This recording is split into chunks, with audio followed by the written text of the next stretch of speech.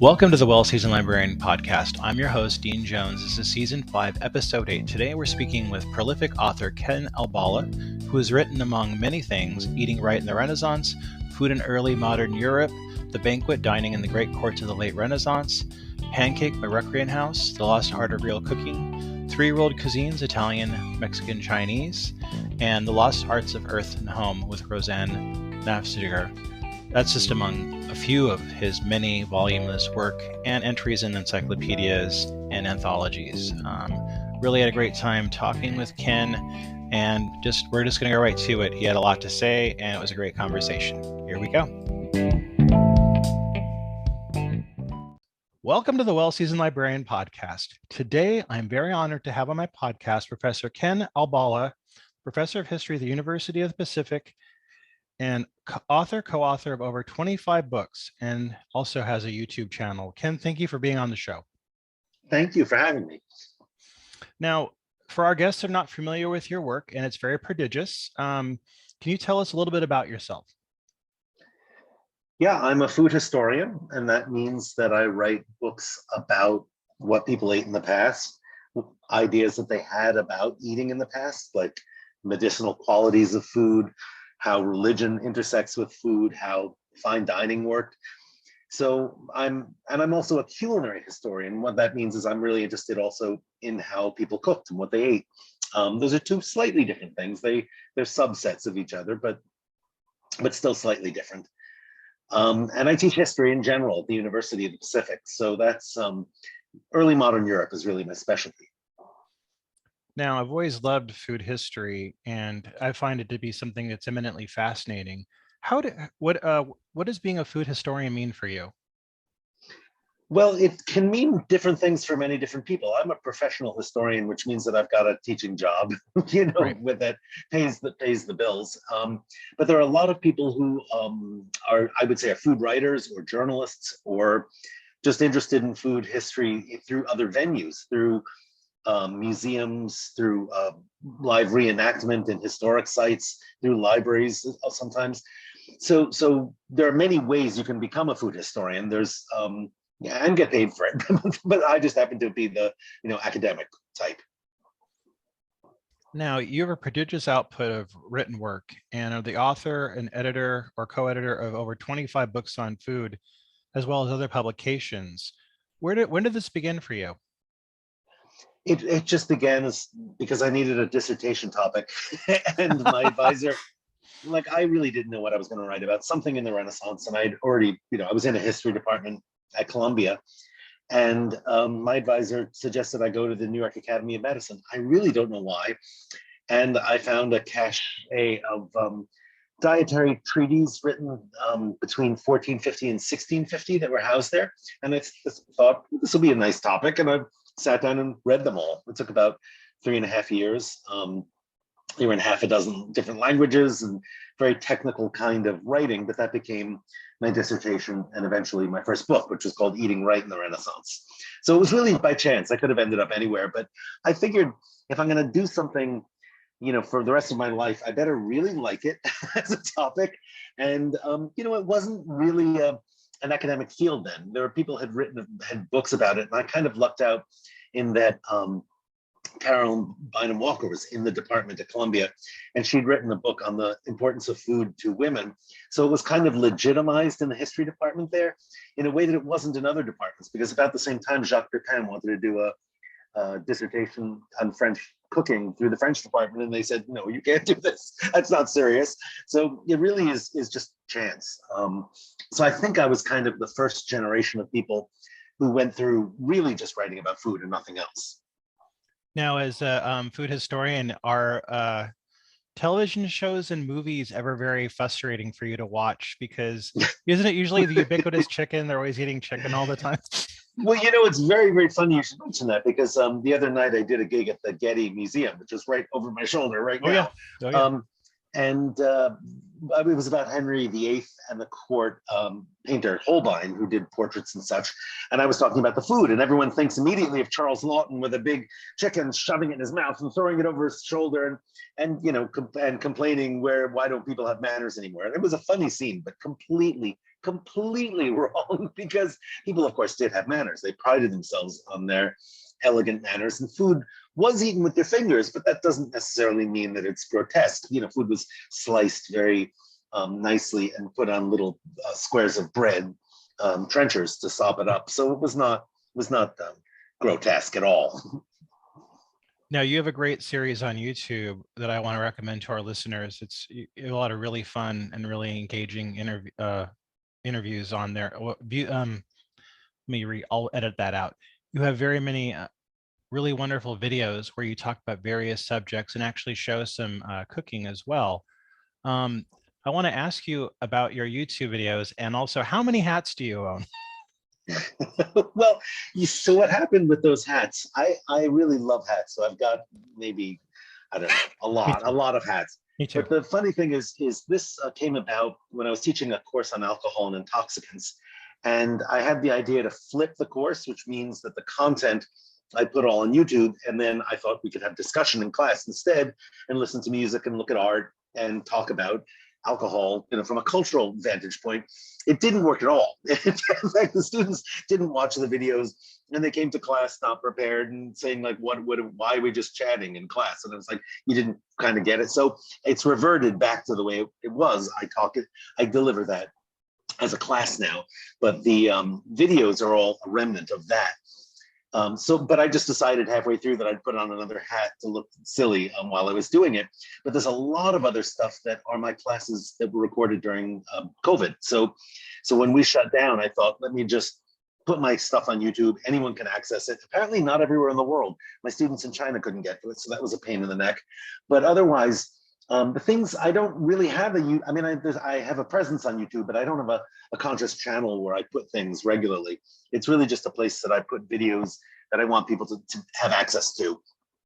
The great courses are now, it's changed its name now, and I can't remember what it's called now, but it's that's really where I do most of my video work, is in a series called Food, a Cultural Culinary History, and another series called Cooking Across the Ages. One is just my food history course, and the other is me cooking historic recipes in my kitchen and having a lot of fun.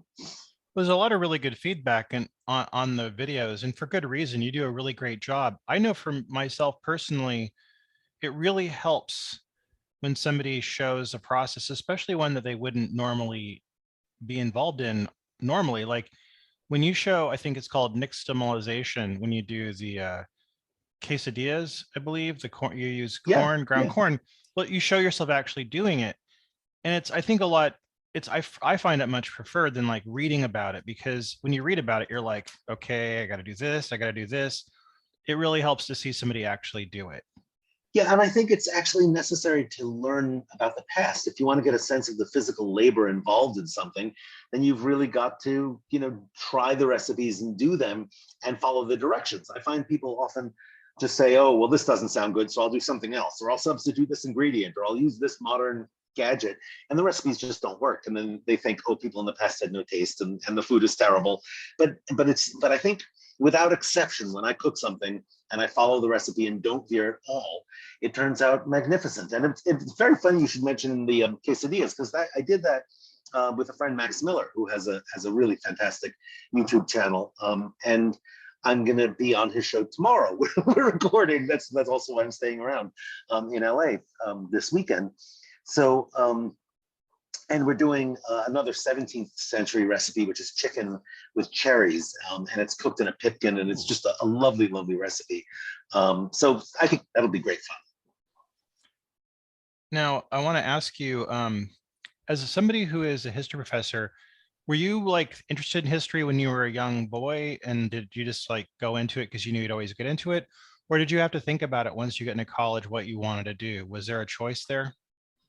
Gosh, I was always interested in history when I was a little kid, but I was really into theater and music, and played the piano and sang and did things like that. And I think my parents at one point consciously said, this is a nice hobby. You can't do this as a profession. And I believe them. And I think probably they were right. It's certainly, acting is a very, very hard profession. Not that being an academic is easy. It's not. In fact, there's many more casualties of academic, jobs than acting. But But I didn't really even know I wanted to be a historian until my second round in graduate school. I had a interdisciplinary undergraduate major, and then I was sort of getting deeper into history when I got an MA at Yale. And then when I went to Columbia, it was just like, okay, I now have to commit myself to history. But I still do a lot of art history, and I still, think about things in a very interdisciplinary way. And I think that kind of equipped me to do food history very well, because it's also radically interdisciplinary. Part of it, some of it is in anthropology, some is in sociology, some is in communication, some is in, it's all over the map. So that was, I think it was helpful that I wasn't narrowly trained as a historian. Right. Tell us about one of your most recent books. You've written over, it says over 25 books, and I looked at your listing just on Amazon, and it was pretty impressive. One of your most recent books is Noodle Soup, Recipes, Techniques, and Obsession. Talk to us about that and how you were inspired to write that book. Well, there's a funny story that goes along with it. I was teaching a course on alcohol at Boston University, and they gave me a very nice apartment, and it had a full kitchen, and I was there, I think, for 6 weeks, and doing research also, and there was not a single pot or pan or spoon even in the kitchen. And I thought, I'm not spending this time here eating out every night. I'm going to cook. I'm going to figure this out. And I just went down to the little Chinese grocery down the street and found a little, pot and a pair of chopsticks and some ramen. And I literally just started cooking noodle soup because I thought I want something interesting for breakfast, and then adding vegetables to it, and some shrimp or chicken or something. And I thought, this is so much fun. Why have I not been doing this for so many years? And I couldn't stop, making noodle soup. And then eventually I thought I better just get a book out of this, because I learned to make the noodles by hand, how to, do the stock properly. And just, it became a real, about a year and a half, I had noodle soup every single morning for breakfast. So, and then I started putting strange things in them and making them out of vegetables, or using very, very different techniques. So the noodle soup book was, it was partly historical, and partly international, culinary history, but a lot of it was just my experimentation and having fun in the kitchen. And I guess you get to a certain point in your career where you think, okay, I don't need to have it was actually University of Illinois Press, so it was peer reviewed, but it was, not the kind of serious academic scholarship I usually do. This was really more experimental. Now, I've noticed in my lifetime, I've seen noodles grow in popularity in America. I remember when I was a kid, I think the only noodle dish most of us knew of was like spaghetti and meatballs when I was a kid. That was a traditional thing. And then, whatever hot dish some relative made. But I've seen the growth of it. I remember when like instant brick ramen became popular in the United States, and that blew up, and everybody was eating that. And then noodle dishes, noodle bars have opened up everywhere. Yeah, We're totally. seeing it everywhere. Totally. And like, well, I remember, sorry, go ahead. I think it's partly, thanks to Momofuku Ando, who invented the instant ramen noodle. I had a chance before the pandemic to speak at there is, in fact, a world instant noodle summit that happens every year in Japan. I was the keynote speaker there a couple of years ago, and it was like, it was just an amazing thing, because the manufacturers from all around the world came there, and these are, they feed millions upon millions of people with instant noodles.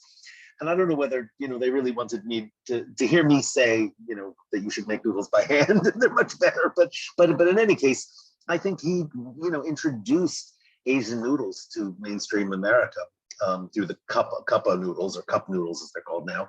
And people then discovered real ramen and real Japanese noodles and Chinese noodles and Southeast Asian, and then pho.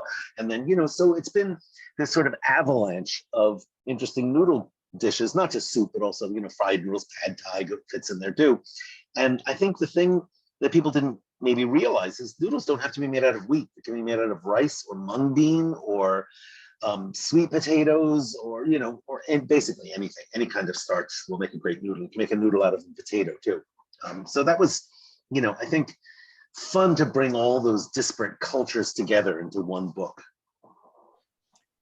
I remember seeing there was a scene early in Blade Runner where Harrison Ford's character started eating some noodles, and then I swear, like I've seen it so many other times in movies over the course of years, where the tough guy is eating a bowl of Asian inspired noodles, and it just like seems to be an interesting trope we've seen. And do you think that has like any kind of bearing on the popularity of it over time? I don't remember that scene at all, but man, I'm gonna have to go back and watch it It's now. really early, like in the first 5 minutes. Yeah, I don't remember that, but I'm trying to think if it's just exposure to Asian culture in general and cuisine especially. I think our exposure to sushi happened at the same time, in the 80s, Yes. and Japanese restaurants and Asian restaurants in general, Korean, Vietnamese, started opening up, and I think people's palate really expanded in a way that freed them from meat and potatoes, kind of eating. Now, you have a book called Beans: A History, that was a winner of a 2008 IACP Greg Grigson Award. Can you talk to us about that book a little bit? Yeah, so that was just a project that happened on a sabbatical. I sat down and said, what do I write about? And I'd realized that almost all the interesting single subject food topics have been taken. Corn by Betty Fussell and cod by Mark Kurlansky, and my friend Andy Smith had already done, tomatoes and peanuts, and I said I just have to do one of these for kicks, because it sounds so good, and I literally just picked beans out of a hat, and it turned out to be, I'd never written, a book focused on one ingredient, so I had to not just find all the ingredients themselves, because there are hundreds of bean species, things that we would never think of as beans at all, like tamarind or peanuts, obviously, but it was fun because I cooked them all and I did research on them all, and I just put it together as this pithy little book, which was a ball to write. And the trope of the book was that each of these beans has their own kind of character, and treated them like humans, and wrote about them as if, there were some nefarious ones and some really sweet ones and some that were like Cinderella that looked really ugly and turned out to be beautiful in the end, like soy. So it was just an exercise in writing more than anything else. From what you've learned about beans, do you think that Americans make any mistakes with cooking beans, or like, in our, or the way we prepare them? Well, I don't know whether we make mistakes, but I think the people who sell most of the beans in this country make a big mistake in putting them in warehouses and letting them sit there for years. But at that time we get them, they're stale, and they take a lot of soaking and a lot of cooking, and they cause intestinal distress to some people. And I think you don't have any of those problems if you buy fresh beans. And happily, those beans are beginning to be sold fresh. If you know Rancho Gordo, Steve Sando Yes. does a wonderful job with fresh beans, and I have never soaked any of his beans. I just throw them in the pot, add salt, go, and they're perfect. So I think that the public is coming around, and of course, people who've been eating beans for a long time, people of Mexican or Latin American descent, or Indian people, have been cooking beans, and the turnover in those groceries is much quicker. So the beans are fresher, I think. I want to circle back to your book you mentioned earlier, Eating Right in the Renaissance. Can we talk a little bit about that book? Sure. So that was my dissertation. If anyone is interested in becoming an academic out there, let me tell you that writing a dissertation is a luxury you will never have again in your life. It's a wonderful time. You get to sit back and do nothing, basically. I mean, I taught a course, every year, but it was a time I had to focus and really plunge very, very deeply for many years into a topic without having a full teaching load and committee work and children to get to daycare, and so it was really an extraordinary luxury and so much fun to do. And I look back on that and think, how the hell did I do that? It was just it was just being able to focus, I think, and spend a lot of time on it. I don't think I've ever written a book as complicated or as that took so much research to do as that one. Was what how difficult was the research for that book specifically, or dissertation, I Well, should say? part of it was that I'd never written anything before, really. So But the other part was that I just had basically a whole filing cabinet full of notes that I went back to, and sometimes I had actually taken the notes themselves in Latin, and so I couldn't read what I had written. I was just reading stuff in medical Latin is not really too difficult, but the notes sometimes were also, and I was like, okay, now I've got to put this together. But it was not difficult. Writing it was a breeze. It was just having the patience to sit in a chair for all day and focus on a book, and somehow I did that. The literature was really amusing and entertaining and funny, sometimes surprisingly so. I mean, these were a lot of popular diet books, basically. And so I kind of wanted to make sense of what people thought was good to eat. And it has a lot to do with their recovery of classical authors like Hippocrates and Galen, partly getting rid of the Arab authorities who were predominant in the Middle Ages, and then eventually getting rid of those authors and saying these authors really don't work especially for the New World products they were getting. And when they began their research in physiology at a very, very simple level, they realized the whole humoral theory just doesn't work. So other theories came out of the woodwork, mechanical and chemical theories, and by the 17th century, very, very interesting sort of change in physiological theory and change in ideas about digestion and change about what's going on in our body that takes several centuries to go through. But I would say I'm really maybe it's a dubious honor, but I'm the expert on that topic. I'm the only person who's really written about it. Is there anything that stands out from your memory of the work that you'd like to mention to anybody that's listening? Oh gosh, well, so the thing that I always find amusing is that we think this humoral theory is just something of the past and it's totally disappeared. But when authors in the past describe things in terms of hot, cold, dry, or moist, we still use those terms when we talk about flavor. So if we talk about a chili pepper being hot, it's not hot temperature-wise, it's hot because it burns your tongue. It's the effect it has on your body. When we talk about a martini being dry, it's liquid. It's clearly not dry, but it's dry because it has this apparent, sort of a styptic effect on your tongue and dries out your tongue. So we weirdly still colloquially use humoral terms, and we still, of course, call the ailment a cold, right? And so there's remnants of it, and of course it still exists in medicine. Curanderos in South America still use it. It still exists in northern India in Unani medicine also. So it's still a living system, weirdly enough. You co-edited a work titled The Business of Food, Human Cuisine, Food and Faith. What can you tell me about this work? Okay, these are 3 works. So those are 3 different books. Oh my God, I'm so sorry.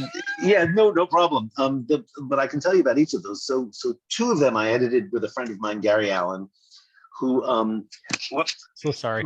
Just suggested this was in a series I edited for Greenwood Press, and we just thought the business of food would be something fun to do. And by editing, many people don't quite understand what that means. Is an encyclopedia or a reference work or an edited volume means that there's someone who puts the whole thing together, right? Finds the author, puts in the chapters or the entries or the sections of the whole thing, and gets other authors. So people often come to me and say, "Oh, you edited this book," and they think I copy edited it. That's not. I didn't copy edit it. I put the whole thing together. Usually wrote a chapter or 2, and the same goes for encyclopedias that I've done also. So that business of food had maybe 50 or 60 different authors in it. It was very funny because the other day I was listening to what a podcast, and I was called out on it, and the people were talking about plums and cited me, and I was like, wait a minute, I've never said anything about plums. I don't know about plums. And I went back and looked at the citation, and it's in an encyclopedia that I edited. So some author wrote it, did it, but it's not me personally who wrote it. But in any case, the business of food was one. Human cuisine was an idea we had. We started toying with the idea of writing short stories about cannibalism, not from a terror angle, but from a funny angle in the way that humans eat each other sexually or metaphorically Right. or in weird kind of ways that don't involve killing people, although there's a little bit of that in there. But and we shopped it around, and of course no publisher would touch this. So we published it ourselves, and it was fine. And it's the only piece of fiction I've ever written with another friend.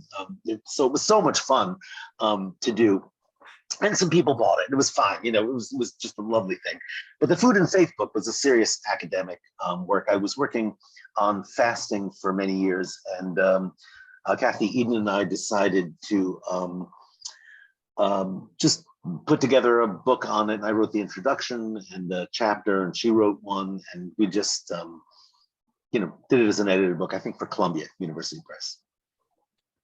You've also co-authored some cookbooks, The Lost Art of Real Cooking and also The Lost Arts of Hearth and Home. These two sound very interesting to me. And I think this would interest our listeners as well. Can we talk about those books as well?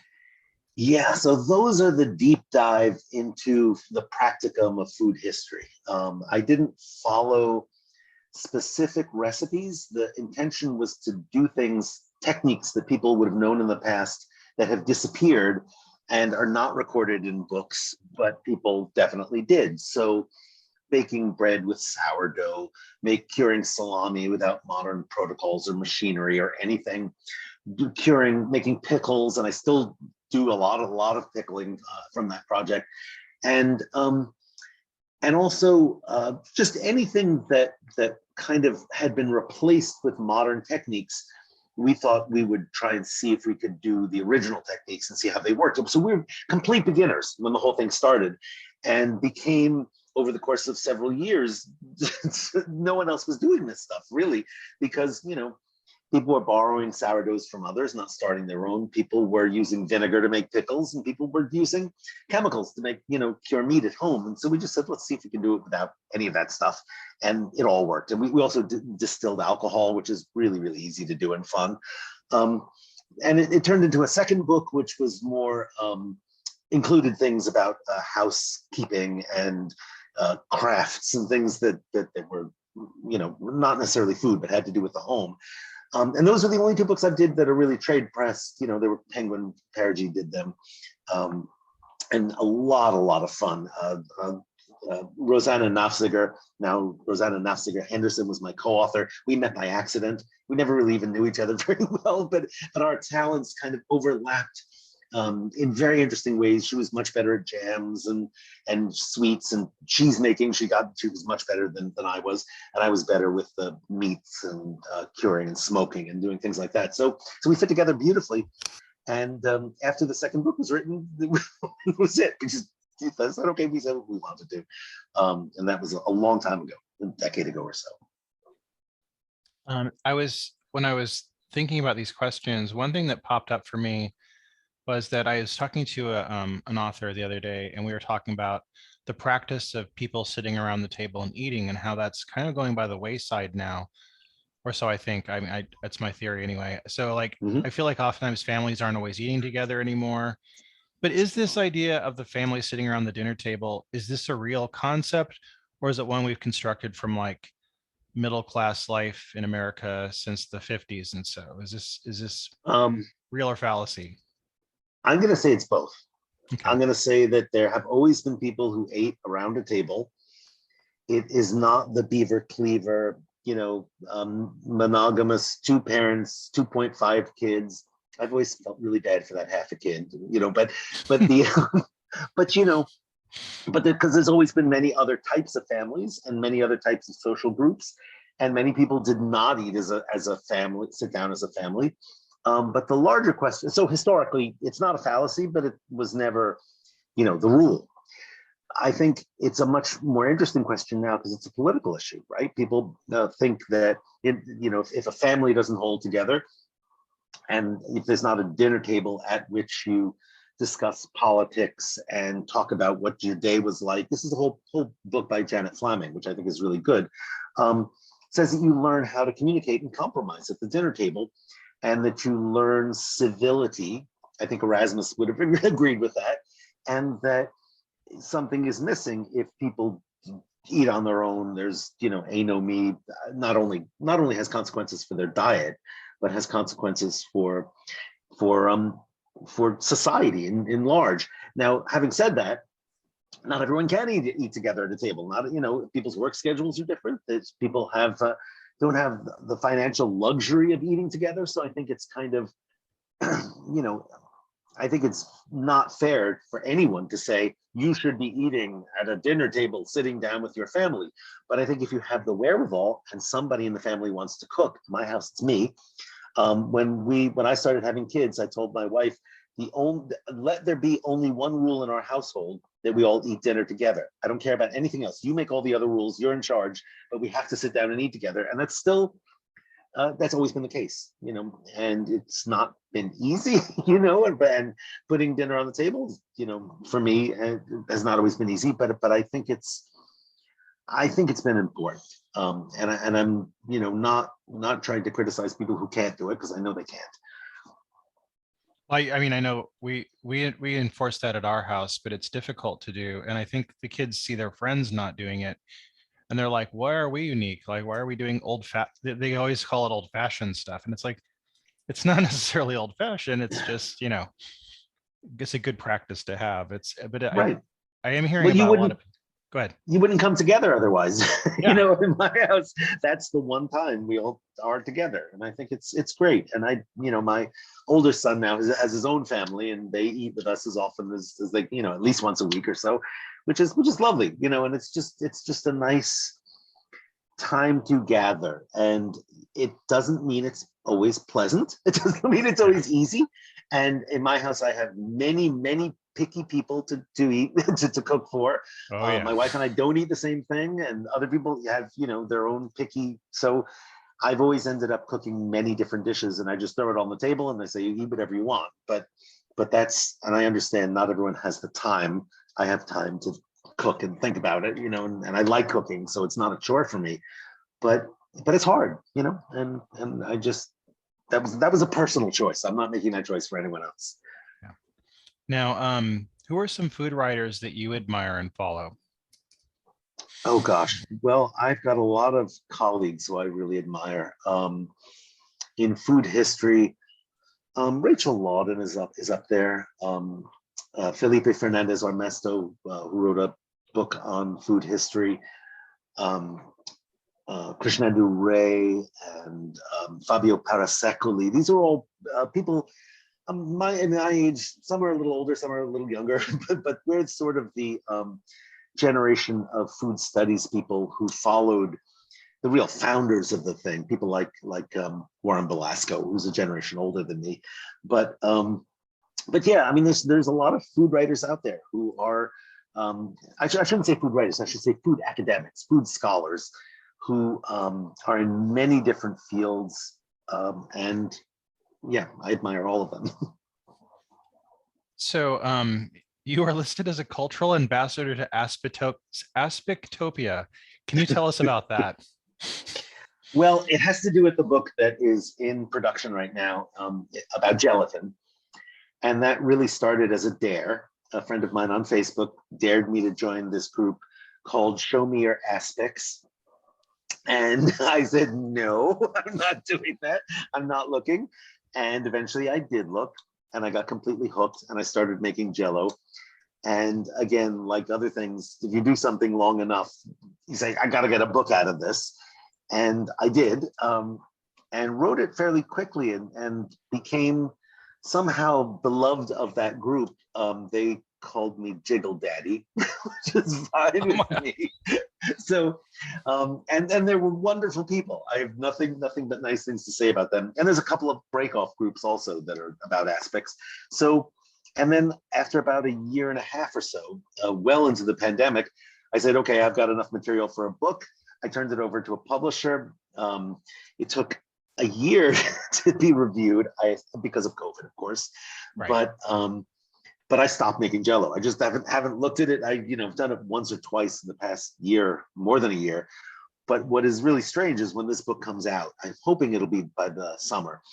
People are going to start asking me about Jell-O again. And they're going to have to start cooking it again, which is fine. But I have to admit, and maybe I shouldn't tell anyone this, I don't love Jello. I just thought it was such a fascinating topic because it's come so in and out of fashion over time. It is generally reviled today. People make it, aspects and 1950s era Jellos as a matter of kitsch because they find it kind of funny and goofy and disgusting. But there's good aspect out there. So half of this is a history of gelatin, and the other half is my projection into the future of how gelatin will be revived. And I'm trying to spearhead that revival. Most of them have alcohol in them, so they're kind of like Jello shots. And in fact, one of the titles I was thinking of for the book was "Not Your College Jello Shots." They didn't want that. But it's somewhere shots and aspic and gelatin is all in the title. The publisher decided. I saw on Instagram you had made a spiced red wine Jello, I believe. Was that you? So this was just this week, yeah. And that was for this presentation I did at the Getty on Saturday. The spiced wine Jello shot was a favorite of Henry VIII, believe it or not. It looked really nice. It was great. It was just a fabulous thing. I saw a Roald Dahl cookbook where he did. It was a meat aspic with poached eggs floating in it, and I just thought, I know that somebody likes that, but that seems slightly nightmarish to me. Maybe vaguely Lovecraftian. It's so much fun. In fact, I did one that was a reconstructed eggs Benedict, but without the bread. But it was all set in Jello, and it had a complete egg with the yolk in it, and a layer of hollandaise sauce. So you just cut into this thing, and the egg yolk spurted, but it was Jello. I think the one that terrified people most was a BLT reimagined as Jello, and that was cut in a triangle with a little olive on a toothpick and the whole 9 yards. And for some reason, that was the one that people liked the most. Now, I like head cheese, and it's great. I love it too. Yeah, I guess soup dumplings in a way start out with an aspect of gelatin in it, so they are the same thing. Absolutely. Yeah. It's the meat Jello, but yeah, I mean, cold, head cheese and sulza. There's 100 different things like that are savory gelatins. Fish aspect is great also. Now, I wanted to ask you, what's next for you? Well, I've got a couple of things on the board. I might do a book on fermentation. There's a lot of good books on fermentation out there. I was asked by Quarto to do one that would be nicely illustrated and inexpensive. And I hope that comes through. It's their job to sell it now. I am under contract to do a book on aphrodisiacs. And for some reason, I wrote about half of it and I hit a wall. And I said, the modern stuff just doesn't interest me. So a friend of mine said she would write the second half. And I think it's due in a few months. So that's probably what I'm going to start doing when we get back after, when I get back home in a couple of weeks. I hope that works out. I think it will. And then what else do I have? I don't know. There's a few other projects that I have floating around. I did an entire book on breakfast, which apparently no trade press publisher is interested in. Apparently no one wants to buy a book on breakfast now. So I made the same face. So, I'm like, that seems wrong. And it's a fun book. I wrote it over the, shut lockdown. And I'm thinking I might just publish it myself and say, it doesn't matter. As long as people get it, I don't care about, making a ton of money on it, but I want people to read it. So maybe, I need it to be designed. That's really what it comes down to. I want it to look nice also. So I don't really ask this question of people much anymore, but you seem like the perfect guest to ask this question to. So I think it's the old question. If you were to have a dinner party for people that are, let's say up to 10 people living or dead, famous or not famous, who would you invite and what would you prepare for them or order for them? Gosh, so my heroes, of course, are cooks and food people. I'm sure you ask people on the street and they're going to say, oh, Leonardo da Vinci, although I might want to invite him because he's a hero also. But I think I would want to sit down with Bartolomeo Scapi, who was a chef to the Pope in the mid-16th century. I would love to sit down with La Varenne because no one knows a whole lot about him, or with Guillaume Terrel, who was a chef in the Middle Ages, the author of The Form of Cury, who's an English chef at the court of Richard II. Amelia Simmons would be at the table representing the Americans. I think Elena Malakovets, who's a Russian cookbook author from Imperial Russia in the late 19th century. I think I wanted a room full of cookbook authors and then cook their dishes for them. Have them tell me what I'm doing wrong or something like that. But I really want the insight. And of course, I'd want some anonymous people who could tell me what is not in the cookbooks. A late medieval bread recipe would be great. I want to know how they were doing this. I want the guy, the Roman baker who made those loaves in Pompeii, to tell me, they were charred in the eruption, and people have been arguing about how they were made for years and years. And I had a specific opinion about this because the cuts just look so even that it doesn't look like you'd do it with a knife because they'd be uneven then. And there's a little knob in the top. So I think there must be some device that was pressed down into it. But the harder part for me was always why there's a ridge around the middle. And apparently there was a string. The breads that I saw very close up didn't have any string on them. And then the one that went to San Francisco in an exhibit recently at the Palace of Legion Honor, my friend William Rubel took pictures of it, and there's a string. So I was wrong, totally wrong about that. But I want to know. I want to know how they got them in and out of the oven, what kind of leaven they used, how many breads fit in the oven. I mean, things like that. I want a few of those anonymous cooks there too. Momo Fugrandu I'd want also there. I met his children actually. Oh, nice. Or his son and his grandchildren I spoke to at length, which was really, really nice. But I don't know. I want a whole lot of people there. That sounds real fun. Well, thank you. Ken, I want to thank you for being on the podcast. I've really enjoyed getting a chance to talk to you. I'd love to have you come back sometime. I hope I can. It was great fun. Thanks for having me. Thank you. We'll stop here.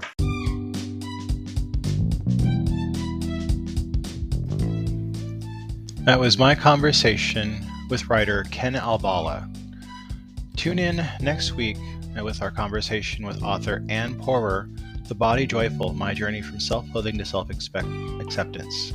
Until then, have a really wonderful weekend and a great day.